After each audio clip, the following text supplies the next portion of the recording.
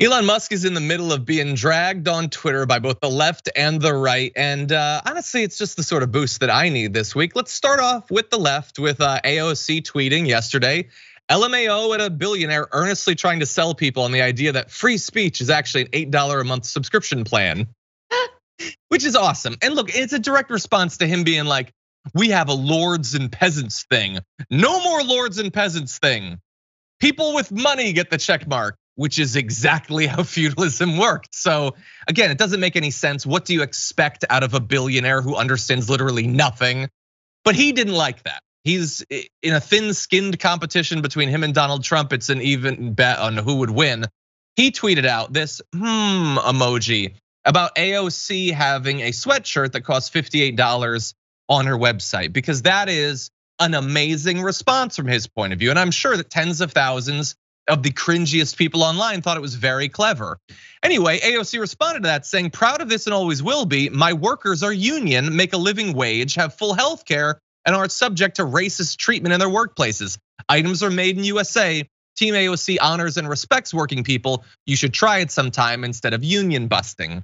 Because of course, if you didn't know this for some reason, Elon Musk is viciously against unions. So bear that in mind. He despises workers and he'd love to replace them with robots as soon as is possible. She points out, by the way, that also all of the proceeds from those sweatshirts go to community organizing, like our Homework Helpers program, which gives private tutoring to kids who've needed learning support since COVID. After all, she's not selling the sweatshirts as like her business. It's a fundraising thing. That's the whole point. That's her excuse. And I would say to Elon Musk, what's your excuse? Why is your crew neck sweatshirt $75 for Tesla? That's not union made. That's not helping kids do their homework. What's your excuse? Oh, also, by the way, Jules, friend of the network, points out that his corp jacket, which is $90, is also made in China, which is supposed to be a cost-saving measure. So how the hell did it end up still being $90? So anyway, I need AOC attacking Elon Musk. It's literally the only reason I would stay on Twitter right now. Anna, what do you think?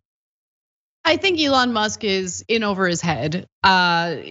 I love that conservatives thought that the left was gonna freak out. And some people did freak out, I think needlessly, over Elon Musk buying Twitter. Twitter was already a hellscape. Elon Musk owning it isn't gonna really change that. I think it's gonna continue to be a hellscape. And the fact that he overpaid to the tune of like $20 billion is so sweet. Yeah. He's gonna want to make money off of it. So of course he's gonna try to charge people to keep their blue check marks. I mean, I feel like if that business model comes to fruition, it's gonna be embarrassing if people have check marks.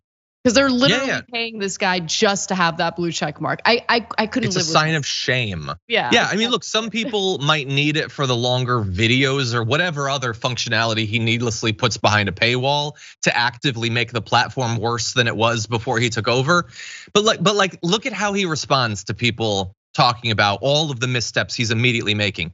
To all complainers, please continue complaining, but it will cost $8.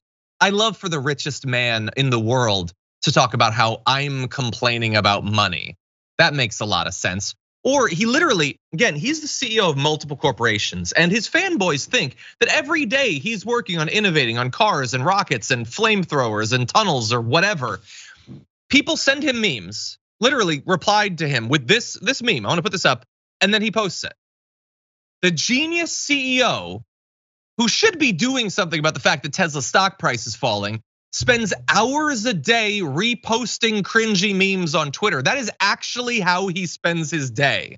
Okay, he's not my hero, he's your hero. Why you're not embarrassed by that, I'll never know. But again, he so fundamentally misunderstands virtually everything about the website that is his chief addiction in life.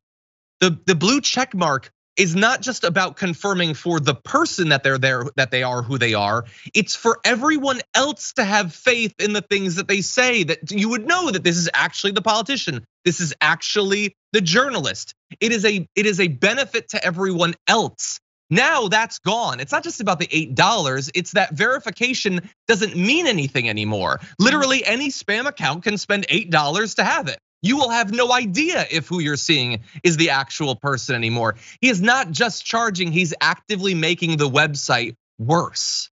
And so I do think that he's actually gonna make it significantly more of a hellscape. I agree, I can't imagine wanting to have a check mark when it's only a representation of the fact that you spent $8. I just think there's gonna be more hate speech, there's gonna be more bots, more spam, more right-wing insanity, more Nazis. It already isn't that much fun to use anymore. So much of it has been drained out, Anna, but I think in short order, it's just, what's the point? Just go on Instagram or go on TikTok or go on whatever. There'll be something else. And maybe someday you can spend $100 billion to buy it. I remember there was a time when it was inconceivable that Facebook wouldn't be a social media platform that I would log into every day and use regularly. Yeah. I have not been on Facebook. I don't even remember the last time I logged in. And it can happen. So yeah, it could totally happen. Look, everyone stop freaking out. It's just a social media platform. Let him destroy it. I'm highly amused by all of this. Exactly. Yeah, and especially if he loses tens of billions of dollars in doing so. That'll be funny.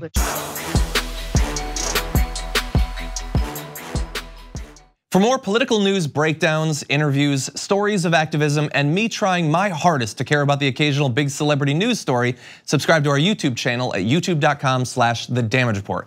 And you can ring the bell wherever it is so you don't miss anything.